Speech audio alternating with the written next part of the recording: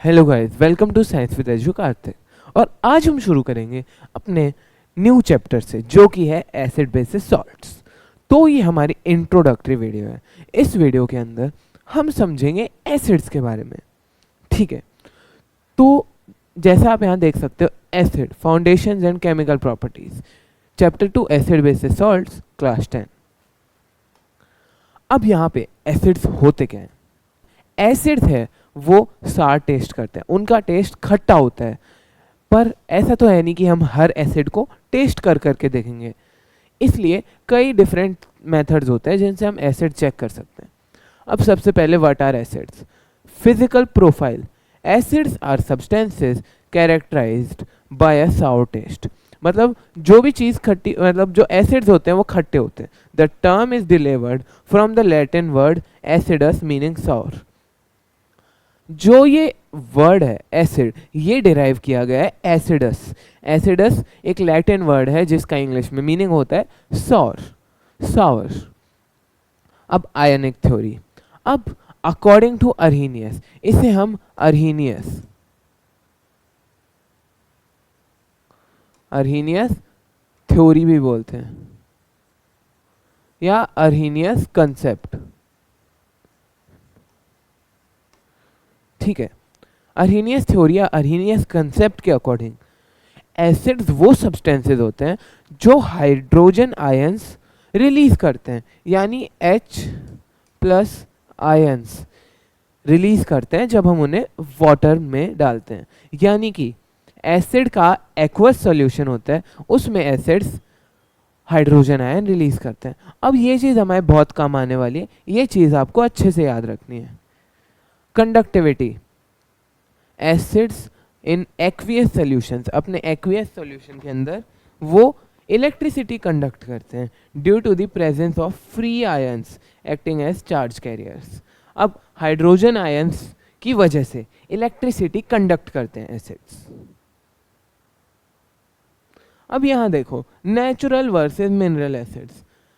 Natural और mineral acids में क्या फ़र्क है? एक है ऑर्गेनिक, दूसरा है इनऑर्गेनिक, या फिर आप कह सकते हो मैन मेड। अब ऑर्गेनिक एसिड्स का मतलब है उन्हें हम प्लांट्स और एनिमल सोर्सेज से डिराइव कर सकते हैं। नेचर से डिराइव होने वाले एसिड्स ऑर्गेनिक एसिड्स होते हैं, जैसे कि citric acid, acetic acid, tartaric acid, lactic acid. Citric acid citrus fruits, खट्टे फ्रूट्स में, जैसे कि ऑरेंज हो गया, लेमन हो गया, इनमें सिट्रिक एसिड होता है। एसिटिक एसिड विनेगर में प्रेजेंट होता है। टेमरिंड के अंदर टार्टरिक एसिड प्रेजेंट होता है। और लैक्टिक एसिड फाइनली कर्ड में प्रेजेंट होता है। अब यहाँ पे मिनरल एसिड आया। अब ये मिनरल एसिड क्या होते हैं? Mineral acid prepared from minerals of earth, यानी अर्थ के अंदर जो मिनरल प्रेजेंट होते हैं उनसे बनाए जाते हैं mineral acids. These are mostly strong acids. ये स्ट्रॉन्ग एसिड्स होते हैं मेनली, एक्सेप्ट एक जो कि है कार्बनिक एसिड, जो कि एक वीक एसिड की कैटेगरी में आता है। इसका एग्जांपल है H2SO4 यानी sulphuric acid, hydrochloric acid, nitric acid, HNO3, H2SO4 और HCl। ये तीनों बहुत ही कंसंट्रेटेड सॉल्यूशन, या फिर आप कह सकते हो स्ट्रॉन्ग एसिड होते हैं, स्ट्रॉन्ग एसिड। और इनको कभी भी कॉन्सेंट्रेटेड नहीं रहने दिया जाता, हमेशा ये डाइल्यूट फॉर्म में होता है एक्वियस सॉल्यूशन में, क्योंकि इनका कॉन्सेंट्रेटेड फॉर्म बहुत ज़्यादा H प्लस आयन रिलीज करता है, जो कि हमारे हाथ को भी गला सकता है इजीली। अब strength of acids, strong acids और वीक एसिड्स।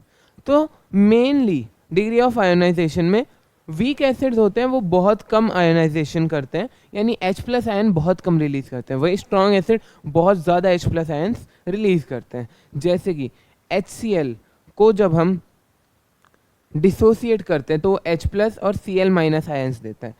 अब HCl 100% डिजॉल्व या डिसोसिएट हो जाता है वाटर के अंदर, जिस वजह से बहुत सारे H प्लस आयन्स का फॉर्मेशन होता है। अब यहाँ देखो, द रोल ऑफ वाटर। अब जो एसिड है, एक मिनट, ये जो एसिड है ये ब्लू लिटमस को रेड टर्न कर देता है और रेड लिटमस को ब्लू टर्न कर देता है। जैसे ये है एक लिटमस पेपर, ये है एक एसिड, ये है एसिड, इसमें हमने ब्लू लिटमस डाला और रेड हो गया, यहाँ पे रेड लिटमस ब्लू हो गया एक बेस में।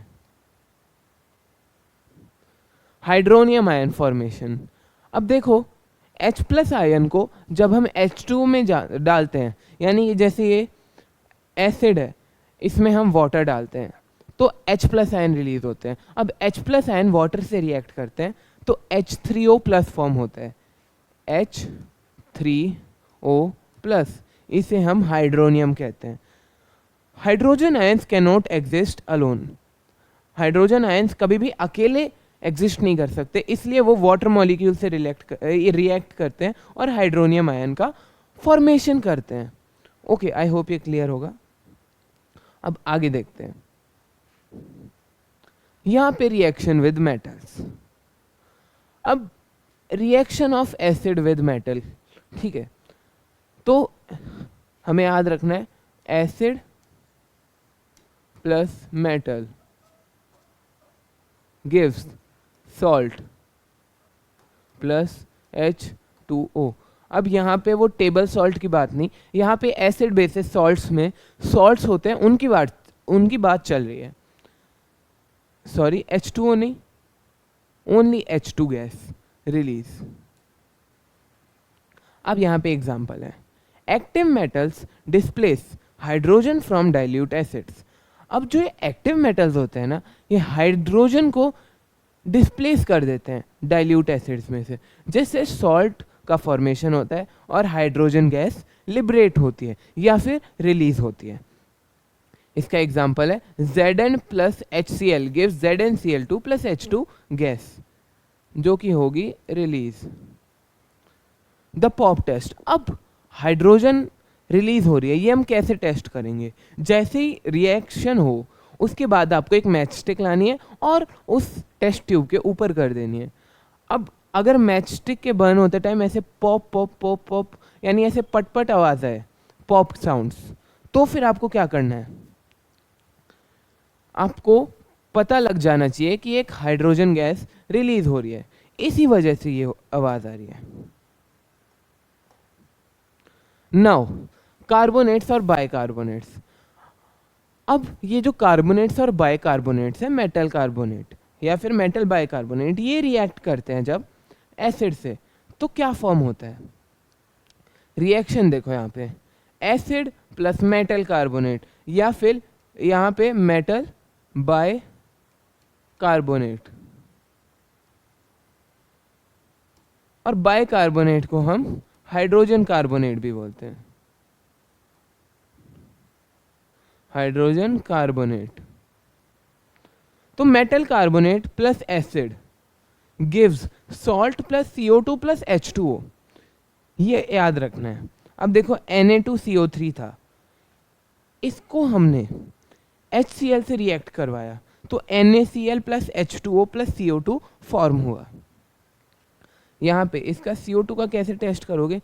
जैसे ही ये जो मतलब रिएक्शन होते ही आपको क्या करना है, लाइम वाटर उसके पास लेके आना है और लाइम वाटर मिल्की कलर में हो जाएगा। यहाँ देखो CaOH whole twice, calcium hydroxide turns milky due to the formation of calcium carbonate. जब CO2 हम कैल्शियम हाइड्रोक्साइड से पास करते हैं तो कैल्शियम कार्बोनेट फॉर्म होता है। एक मिनट, यस। अब यहां देखते हैं न्यूट्रलाइजेशन रिएक्शन। अब ये न्यूट्रलाइजेशन रिएक्शन होता क्या है? जब भी एसिड और बेस एक दूसरे के साथ रिएक्ट करते हैं तो एक न्यूट्रलाइजेशन रिएक्शन होता है। एसिड यानी कि H प्लस आयंस रिलीज करता है और बेस यानी OH माइनस आयंस रिलीज करता है, तो सॉल्ट प्लस वाटर का फॉर्मेशन होता है, ये न्यूट्रल होता है। ये एसिड प्लस बेस यानी ये न्यूट्रलाइज हो गया और जो सॉल्ट फॉर्म हुआ ना वो एसिडिक है ना वो बेसिक सॉल्ट है। इसका एग्जांपल है NaOH plus HCl gives NaCl plus H2O। The H plus form from acid and OH minus from base combine to form H2O molecule। यानी कि H प्लस आयन जो कि एसिड लिबरेट कर रहा था, OH माइनस आयन्स जो कि base liberate कर रहा था, ये एक दूसरे से रिएक्ट होते हैं और H2O मॉलिक्यूल फॉर्म करते हैं। Reaction with metal oxide. अब एसिड को जब हम मेटल ऑक्साइड से रिएक्ट करवाते हैं तो क्या होता है? Metal oxides are basic in nature. ठीक है, मेटल ऑक्साइड नेचर में बेसिक होते हैं, therefore they react with acids, इसलिए वो एसिड से रिएक्ट करते हैं और सॉल्ट और वाटर बनाते हैं। जैसे कि copper oxide plus HCl, COO plus HCl gives CuCl2 plus H2O। Black CO है वो चेंज हो जाता है ब्लू ग्रीन के अंदर, CuCl2। अब magnesium oxide plus H2SO4, MgO plus H2SO4 gives MgSO4 plus H2O, यानी मैग्नीशियम सल्फेट फॉर्म होता है प्लस H2O भी साथ में। अब आता है पीएच स्केल, यूनिवर्सल इंडिकेटर। अब ये पीएच होता क्या है? पीएच मेजर करने का, 0 greater than pH, 0 less than pH, more than 14।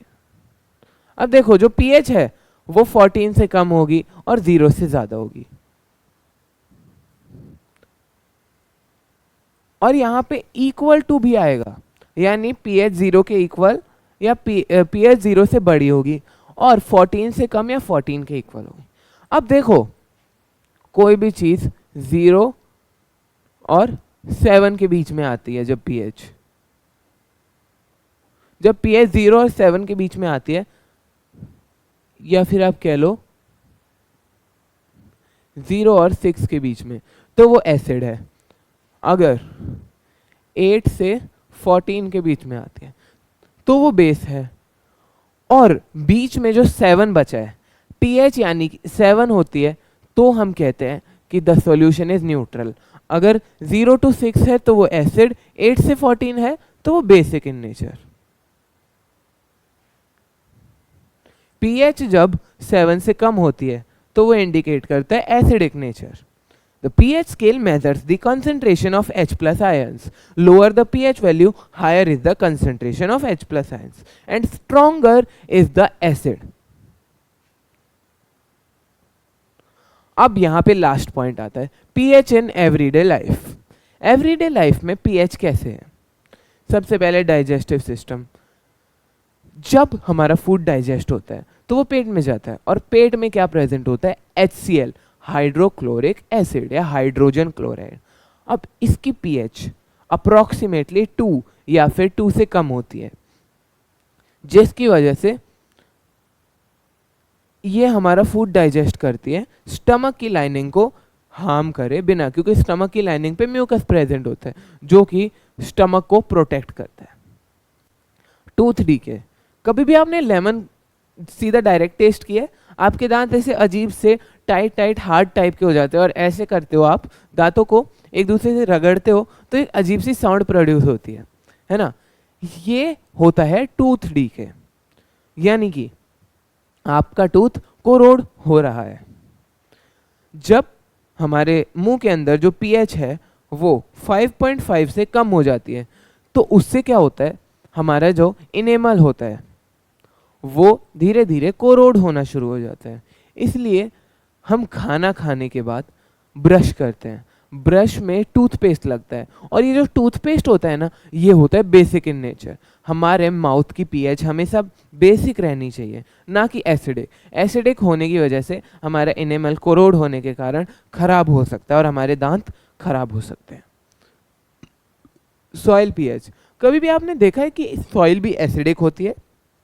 Yes, soil कभी कभी एसिडिक होती है। तो एसिडिक सॉइल को बेसिक करने के लिए वी यूज एक सॉल्यूशन, यानी कि क्लोरीन। क्लोरीन को हम यूज करते हैं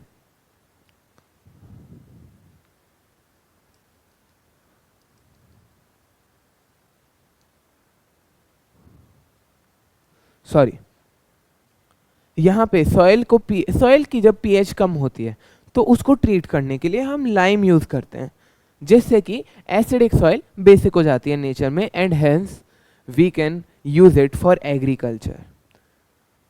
okay, thank you for watching the video. यहाँ पे हमारा टॉपिक ओवर होता है। नेक्स्ट वीडियो में हम बेसिस पे डिस्कशन करेंगे। Till then bye bye.